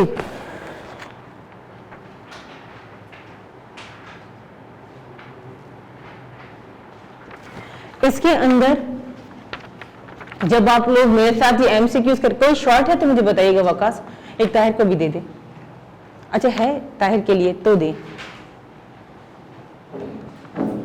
ठीक है. अभी काम करते हैं. Let's do one thing कि हम लोग will run through all this. इसमें 2-3 एमसीक्यूज नए भी हैं, वो आप लोगों के साथ में खुद करूंगी ताकि आपको पता चल जाए इसके बारे में, instead going in detail. And okay, alright. So the Central Board of Revenue became the Federal Board of Revenue by the enactment of which of the following FBR Act? So online वाले दोनों आप हमें, what is the answer? D, 2007. Go ahead with that. The current chairman of FBR is B, Dr. Mohammad Ishfaq. He is the current, और ये कल ही change हुए हैं. All right. Okay. Now come on to this one. Who is the chairman of FBR? He is the executive head of the board and मैंने आपको कल बताया था कि FBR का जो head है, he is also secretary of revenue division. So the correct answer would be D. The post of chief commissioner inland revenue large taxpayer units, अब उनका medium taxpayer office भी होगी, MTOs भी उनको कहने लगे हैं, were established in which of the following cities? कोशिश करें. Larger taxpayer units, LTUs और MTOs specific revenue को हिट करने वाली कंपनीज के लिए और बिग ह्यूज बिजनेसेस के लिए वो कहाँ हो सकते हैं?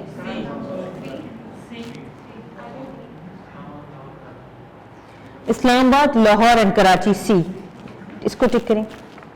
The chief collector southern region में हम लोग आ जाते हैं, सिंध वाले. ठीक है. In which of the chief collector southern region include chief collectors in which of the following regions?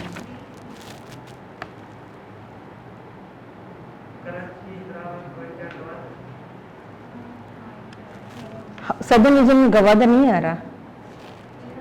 Karachi, Hyderabad, Quetta.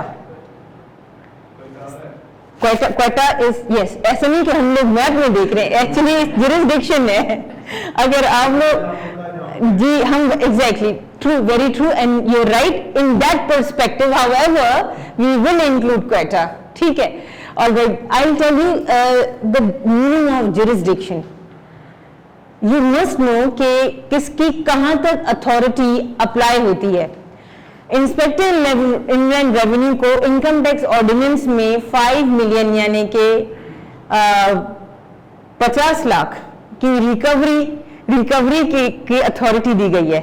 ठीक है. तो if we can go and we will not go to arrest people, which we can, not like that. We have the authority to recover this amount from people. So it is mentioned in the ordinance. ठीक है. तो उसी तरह से मेरी ये jurisdiction है. अब मैं for example I'm working in the withholding department. I'm right now attached with the commissioner withholding zone in civil lines, right? My jurisdiction is within that part. अगर for example एक इंडिविजुअल है, एक assistant commissioner या एक inspector की posting होती है इन companies unit, तो he is only responsible to take care of those companies, he is only responsible to audit, is only responsible to assess those companies, not anybody outside. अगर आप किसी और के केस में हाथ डालेंगे, इनफैक्ट पहले तो आपके लैपटॉप या आपके जो स्क्रीन्स हैं, you are not going to see any sort of business in your own क्या कहते हैं, आपके सॉफ्टवेयर पे दूसरी कंपनीज बिजनेसेस नहीं आएंगे, लेकिन आपके पास अपनी जुरिसडिक्शन, अपनी फील्ड के सारी कंपनीज, सारे बिजनेसेस, सारे यूनिट्स आएंगे जरूर. ठीक है. आपके पास किसी और फील्ड के नहीं आएंगे, those people who don't know that. ठीक है. तो जुरिसडिक्शन जो है आपकी सदर्न रीजन काउंट कर रहे हैं, जो हमारे पास हमारे लॉ या हमारी पॉलिसीज में से क्वेटा, कराची एंड हैदराबाद. ठीक है. कलेक्टोरेट तो I have to check, do we have a custom collectorate और not? I think we have it. No, it is not lying in the southern region. It might be, इसकी jurisdiction different होगी, लेकिन southern region में fall नहीं कर रहा. It's not in the southern region. जी, मैं इसके बारे में चेक करती हूँ कि गवादर का जो हमारे पास कलेक्टोरेट है वो कौन से रीजन में फॉलो करता है. Will go with that too. लेकिन I think so northern region में नदर्न रीजन में तो नहीं. नो अब I think it's different. Gwadar को वैसे भी अलग किया है. ठीक है, अच्छा अब अगर हम लोग नदर्न रीजन की तरफ आते हैं तो नदर्न रीजन में क्या क्या आ सकता है?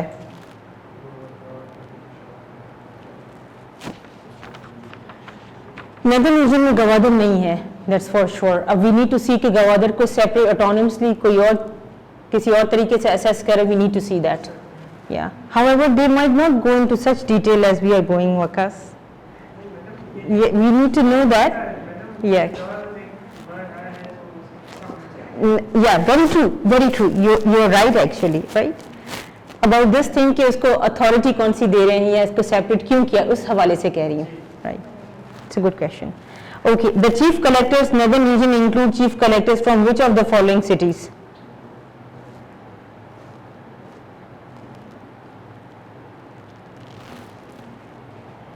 Any guesses, rough guesses? All right. Who else is saying A? Who else is saying B? Okay. C?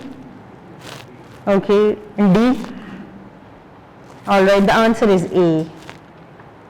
You just need to learn that. Okay. What are the responsibilities of FBR chairman?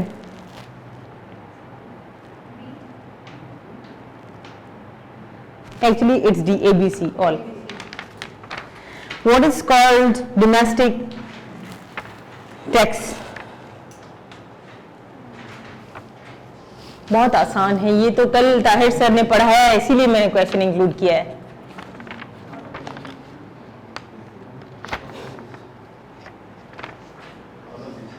All of these, yes, true. It's the duty of Inland Revenue Wing of the FBR to collect which of the following? Inland Revenue Wing. सोचें।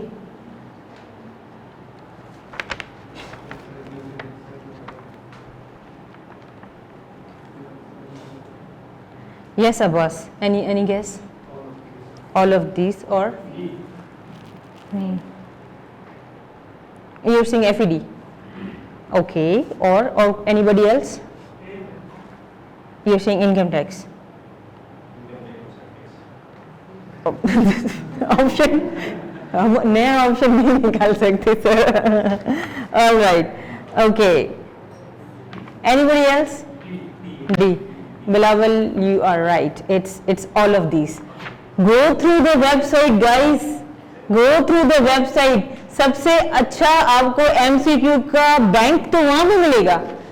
आपके पास history होगी, आपके पास सारी A to Z चीजें जो हम तो आपको 48 क्लास में के सारी वेबसाइट के कंटेंट्स और MCQ करवा रहे हैं, लेकिन गो थ्रू द वेबसाइट के अंदर से ये चीजें अब जब नेक्स्ट वाले क्वेश्चन के वहीं से उठाए मैंने, इनफैक्ट मेरे मुंह से तो आंसर भी निकल रहा था। The domestic taxes constitute about how much percentage of the revenue collected by FBR department?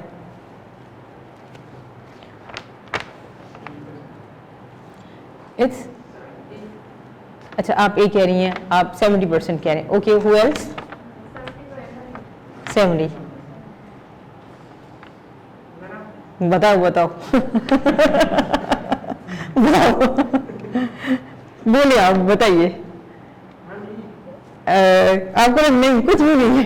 All right, okay. Bilawal, any guess from you? And both of Bilawal A ने तो बता दिया, अब दूसरे बिलावल आप बताएं। Any guesses? बासित आप भी बताइएगा जी। अब अगर आपके पास वहां पे MCQ है, आप कौन सा टिक लगाएंगे? Because you very less time, which will, क्योंकि नेगेटिव मार्किंग तो है ही नहीं, कौन सा लगाएंगे tick? You will go for 70, क्योंकि आपने इनकी बात सुनी। Never ever trust your peers who are sitting inside the exam with you.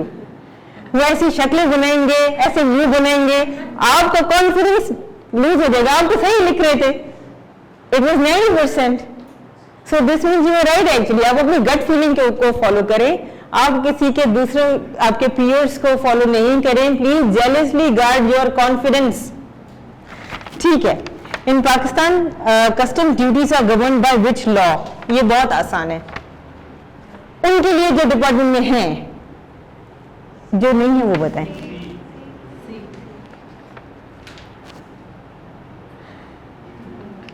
बता दो So anybody who's saying B? Okay, anybody who's saying C? At all? Anybody who's saying A? A is the right answer. Okay. क्यों? नहीं भाई. All right. Motor vehicle token tax imposed by. Remember motor vehicle token tax. बहुत इसको सोच के बताइए मुझे. All right, very nice. Bilawal, you are acing right now. We want all the rest of the others to be to give more right answers than the people who are sitting in FBR. Okay. Custom duties are which type of tax? Indirect taxes. Value added tax is imposed by.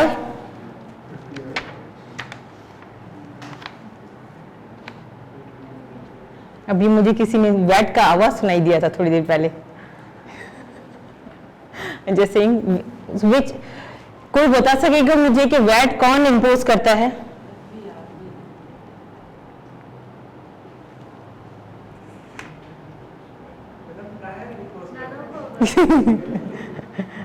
नहीं आप सब में बता सकते हैं, आप exclude हैं discussion में से.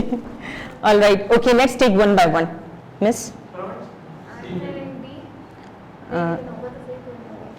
याद रखिए डी बहुत कम होता है, बहुत कम होता है, लेकिन you have to be very smart as well. ऐसे कभी कभी डी भी दे सकते हैं. मेरे टाइप का बंदा अगर एमसीक्यू बनाएगा तो वो डी में आंसर जरूर डालेगा. All right, okay, sorry, okay, good. B, Abbas, Rahil,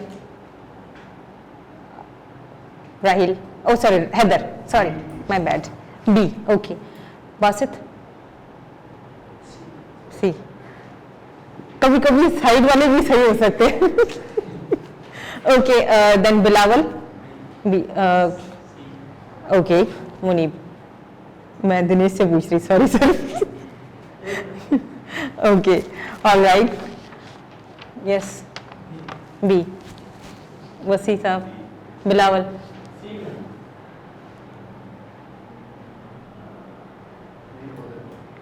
बता दें, आप बता दें. बोले अगर देखिए अगर आपने गलत बोला ना तो नहीं, I just kidding, it's FBR. ठीक है.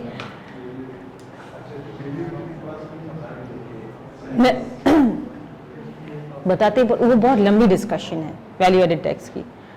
वो हम लोग इसको जब इजी होके बात करते हैं गुड्स के ऊपर, सेल्स के ऊपर, तो उसके ऊपर बात करेंगे बहुत डिटेल में. All right, federal excise duty govern by, ये हमने कल पढ़ा था, बहुत आसान है. See, federal excise act 2005. अब आप मुझे बताएं where do you stand actually. और ये बहुत बेसिक था which we actually discussed yesterday. It's very basic. Now आपने अब कितने मार्क्स लिए उसकी परसेंटेज निकाल के अपने पास रखिएगा. This is your first test and inshallah इस तरह से रोज I will be taking your quiz and test of the topics that are taught by me, and sometimes Tahir will take his test on his own and I will just go with my test. Give yourself a percentage. कितने correct हुए हैं? What are the total? How many are the total? 15. How many are correct? 4 are correct. Okay, 11 divided by 15 into 100. Percentage निकालें. Okay, now we are going to talk about, we have very less time, लेकिन I'll just go with and tell you something about the fiscal policy, जिसके ऊपर हम थोड़ा सा बात करेंगे. तो I must tell you कि fiscal policy आपने सुना बहुत होगा, लेकिन exactly है क्या? किसी के जहन में I know that something related to tax, लेकिन है क्या?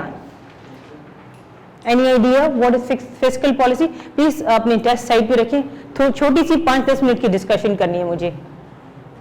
फिस्कल पॉलिसी है क्या? I'll go in detail tomorrow इंशाल्लाह. Something related to finance policy, जो कि हम कंट्री के ऊपर रेगुलेट करते हैं according to. Okay, what else? What else? Fiscal policy क्या है? कोई आइडिया? रफ डिस्कशन हो जाएगा अच्छा सा। जी अदर गवर्नमेंट की एक ऐसी पॉलिसी जिसमें वो डिजाइन करते हैं उसको फिर नेक्स्ट ईयर हमें कितना रेवेन्यू जनरेट करना है, कहाँ से करना है, किसको एक्सटेंड करना है, किसको टैक्स क्रेडिट करना है, वो पॉलिसी पूरी बनाना अगले नेक्स्ट फाइनेंस ईयर के लिए उसको कहते हैं। यस, ऐसा ही है। फिस्कल पॉलिसी बेसिकली एक ऐसी पॉलिसी है जो आपके टैक्स को एडमिनिस्टर कर रही है। अब फिस्कल पॉलिसी बेसिकली आपका रेवेन्यू क्या है? एक तो हम लोगों ने कल पढ़ा कि भाई हमारा जो रेवेन्यू है वो, किसी ने कहा कि टैक्स है, किसी ने कहा हम बहुत और तरीकों से भी रेवेन्यू जनरेट करते हैं। हमारे मुल्क के अंदर फाइनेंशियल एड्स भी आते हैं, वो भी हमारे पास कलेक्शन होती है, and so on and so forth. I must tell you कि हमारे पास प्राइमरी सोर्स ऑफ रेवेन्यू जो है वो टैक्सेशन है, और हम लोग हमेशा टैक्सेशन को अपने एक्सपेंडिचर के साथ मैच करते हैं। और फॉर द पास्ट 74 years हमारे एक्सपेंडिचर्स हमेशा इंक्रीज ज़्यादा होते हैं, एक्सपेंसेस ज़्यादा होते हैं, और हमारे फाइनेंस जो हमारे रेवेन्यू है बहुत कम होता है। अगर आपकी सैलरी 10,000 और अगर आपके एक्सपेंसेस 25,000 है तो 15,000 का आपका डेफिसिट होता ही होता है।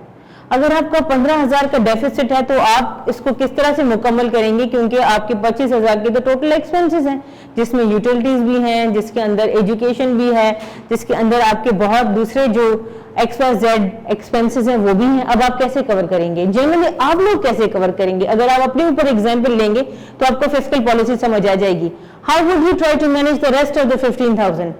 What would you do? Either you will take a loan, और फिर लोन के ऊपर अगेन इंटरेस्ट देंगे, another cost added to the expenses का अकाउंट, राइट? और कैसे करेंगे आप? एग्जैक्टली, एक्सपेंडिचर को रिड्यूस करने की कोशिश करेंगे। Very nice point. और रेवेन्यू को इंक्रीज करने की कोशिश भी करेंगे, ठीक है, क्योंकि आप जिंदगी गुजारना तो नहीं छोड़ सकते। आपको यूटिलिटीज पे करनी है, आपको इलेक्ट्रिसिटी पे करनी है, आपको खाना पीना है, आपको जिंदा रहना है। तो what will you do? Will go for alternative strategies कि आप अपने रेवेन्यू को इंक्रीज करें और एक्सपेंडिचर को डिक्रीज करें, या इस तरह से अपने आपको मैनेज करें कि आपके पास अदर सोर्सेस जहां से जो कि रेवेन्यू में डायरेक्टली फॉल नहीं कर रही लेकिन आपको सपोर्ट करें, आपको कोई फाइनेंशियल एड मिले या आपको कोई स्कॉलरशिप मिले एजुकेशन के अंदर, जो कि आपके एक्सपेंसेस को रिड्यूस करे। अब एक गवर्नमेंट है, उसके पास तो सैलरी नहीं है, वो क्या करेगी? अब वो क्या करेगी? पहला काम ये करेगी कि अपने रेवेन्यू जनरेट करने के लिए वो टैक्स इंपोज करेगी, और मुख्तलिफ ब्रैकेट्स के लोगों को, जो आपकी पॉपुलेस है, जिसको हम पॉपुलेस बोलते हैं, उसको सेपरेट टैक्स करेगी, ठीक है। वो प्रोग्रेसिव टैक्स भी कर सकती है, फ्लैट रेट टैक्स भी कर सकती है, रिग्रेसिव टैक्स भी कर सकती है, ठीक है। अब उसकी अपनी पॉलिसी है। पाकिस्तान के अंदर प्रोग्रेसिव टैक्स चल रहा है। Do you know what progressive tax is? We can go in detail, लेकिन अब मैं I just tell you the definition, understand that. उसके बाद में आपको फिस्कल पॉलिसी में आपके साथ चलूंगी। प्रोग्रेसिव टैक्स हम लोग इस तरह से लगाते हैं कि जितने आपके हाई इनकम ब्रैकेट में आपका इनकम फॉल करेगी, आपके ऊपर रेट उस हिसाब से ज्यादा लगेंगे, ठीक है। ये आपका प्रोग्रेसिव टैक्स है। रिग्रेसिव जो टैक्स है, एक तो मैं आपको बताते चलूं, जिस तरह से वो हाई इनकम में चलता जाएगा उस तरह से वो जो रेट है वो कम से कम होता जाता है, and it is actually not applied in Pakistan. कुछ कंट्रीज में ये अप्लाई होता है, और कहीं कहीं पे वो कुछ पर्टिकुलर सेक्टर्स के ऊपर अप्लाई होता है, ठीक है। रिग्रेसिव टैक्स में ज्यादा जो बर्डन होता है, that is actually on the people, lower income people को ज्यादा इफेक्ट होता है इसका, ठीक है। अब वो कैसे होता है वो हम नेक्स्ट क्लास में पढ़ेंगे, लेकिन I will just tell you कि वो प्रोग्रेसिव टैक्स भी लगा सकते हैं, रिग्रेसिव टैक्स भी लगा सकते हैं, या फ्लैट टैक्स रेट भी लगा सकते हैं। अब गवर्नमेंट ने टैक्स लगाया आपके ऊपर और पैसे आ गए, अब आपका एक्सपेंडिचर प्रोग्रेस देखिए, ये जो प्रोग्रेसिव टैक्स कोई ऐसी डेफिनेशन नहीं है कि ये कोई टाइप ऑफ टैक्स है या इनकम टैक्स है, प्रॉपर्टी कैपिटल गेन, ये नहीं है। This is actually a way of imposing tax. ये एक वे है कि आपने टैक्स इम्पोज कैसे करना है। आप, हमारी जनरल पॉलिसी है पाकिस्तान की कि हम high bracket individual income individuals को ज्यादा टैक्स करेंगे, ये हमारी पॉलिसी है। इस पॉलिसी को प्रोग्रेसिव टैक्स कहते हैं। This is just a policy, this is how we do it. ठीक है, ठीक है। अब हमारे पास ये पॉइंट आ जाता है कि we are collecting revenues and so on and so forth, expending, doing the expenditure to. अब हमने बहुत ठीक ठाक रेवेन्यू कमाया, हमारे एक्सपेंडिचर के ऊपर भी कंट्रोल है, हमारी सोसाइटी भी अच्छे तरीके से चल रही है। Should we still be taxing them more? What should we do? अब ऐसा सोसाइटी के अंदर सिस्टम हो गया है कि लोगों के पास वेल्थ बहुत कम होती जा रही है और वो गुर्बत में आ रहे हैं।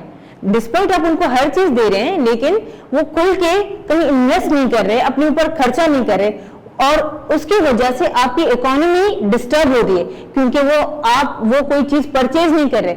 अगर आप परचेज करना छोड़ देंगे, व्हाट विल हैपन? आपकी इकोनॉमी नहीं चलेगी। there are certain ways which are applied in many developed countries, जिसके अंदर गवर्नमेंट जो है वो ऐसे इंसेंटिव देती है, ये पैसे आपको इस तरह से आसानी से देना शुरू करती है जिससे आप पैसे लेके $500, $1000 लेकर जाके खर्च करें। अगर आप 5-6 चीजें लेंगे तो पैसे इकोनॉमी के अंदर जाएंगे। कहना बहुत आसान है, अब मैं आपको उसका एक्चुअल प्रोसीजर बता रही हूँ। व्हाट विल हैपन कि आपको $1000 की एक ग्रांट मिली, for instance. What you did, you went outside and like me, I went for shopping। मैंने 2 चीजें लेनी थी तो 10 चीजें मैं लेकर आ गई। $1000 जो मुझे मिले थे उससे ज्यादा मैं 1000 एक्स्ट्रा क्रेडिट कार्ड के ऊपर भी खर्चा करके आ गई हूँ। जी, यस, ट्रू, ठीक है।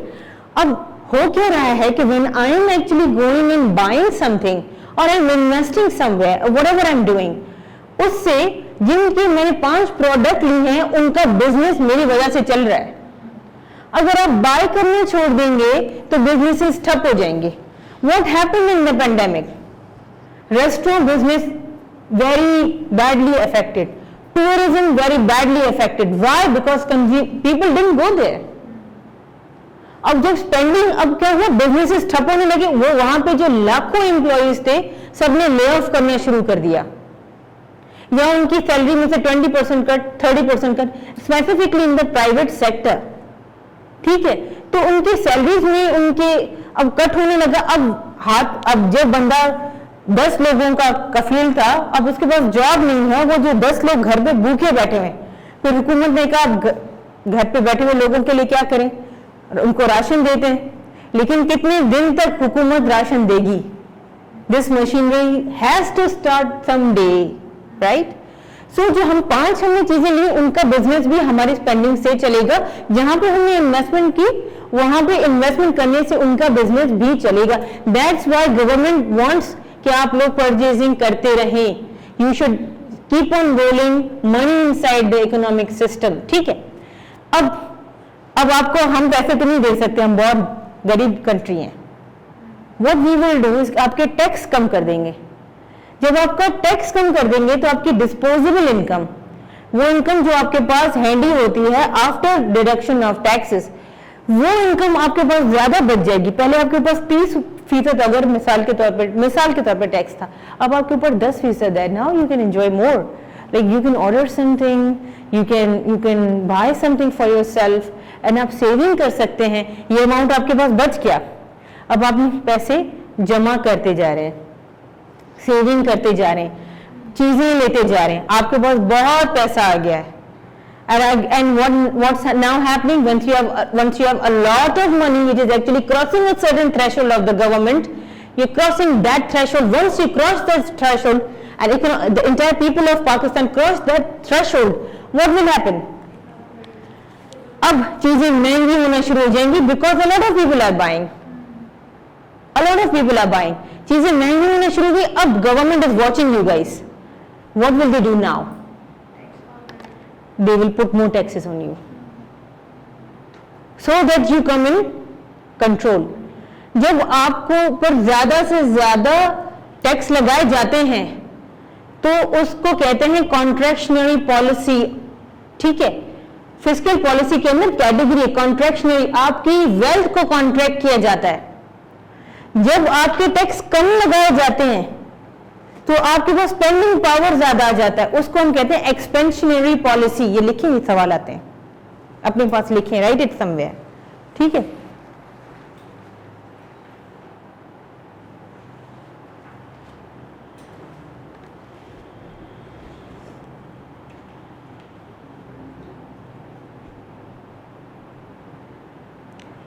ठीक है, अब ये कॉन्ट्रैक्शनरी और ये जो एक्सपेंशनरी पॉलिसी है, ये ऑन एंड ऑफ ईयर्स के अंदर हम लोग खुद ही एडजस्टमेंट कर रहे होते हैं। अब क्या ड्यूरिंग द ईयर एडजस्टमेंट करते हैं या इससे पहले एडजस्टमेंट करते हैं? आपने देखा होगा जब हम लोग जून की तरफ जा रहे होते हैं तो हम नेक्स्ट ईयर के टैक्सेस के लिए एक काबीना के अंदर इजलास बैठता है, इंट्रोड्यूस होता है कि भाई ठीक है हम इस चीज के ऊपर इतना टैक्स लगाएंगे, इस चीज के ऊपर ज्यादा लगाएंगे, इसके ऊपर कम लगाएंगे। जैसे आपके जो टेलीफोन का के जो ऊपर कार्ड के ऊपर टैक्स था उसको चेंज किया गया कि भाई 5 मिनट की कॉल के बाद ज्यादा है। Shaukat Ali was very adamant on that, नहीं हमने करना है, लगाना है। अ लॉट ऑफ पीपल सेइंग अब हम कॉल कैसे करेंगे, अपने प्यारों से कैसे बात करेंगे, and so on and so fourth, ठीक है। अब ये जो सारी चीजें हैं एक ईयर अहेड जाती हैं एंड उसके बाद इसको इम्प्लीमेंटेशन करवाई जाती है फ्रॉम द नेक्स्ट ईयर, ठीक है।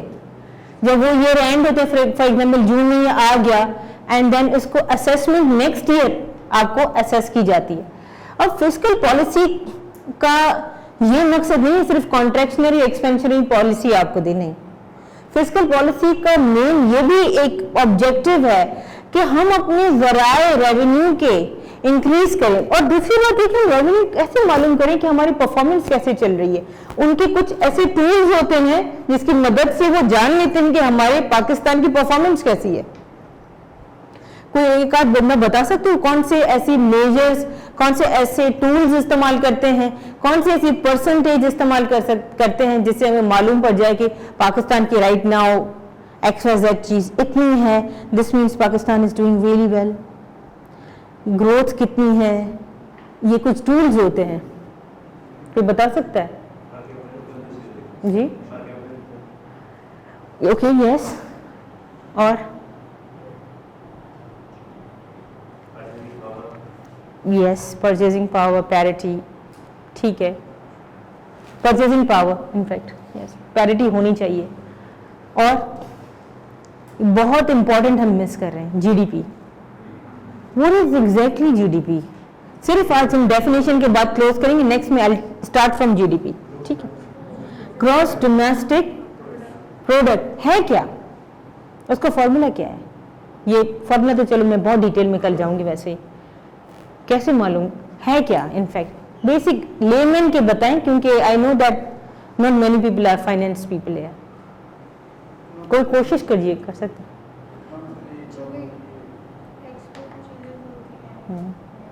ओके ओके डोमेस्टिक के लिए जो भी चीजें प्रोड्यूस हो रही होती हैं, प्रोडक्ट्स हो सकते हैं, सर्विसेज हो सकती हैं, the values of goods and services produced with in Pakistan, ठीक है।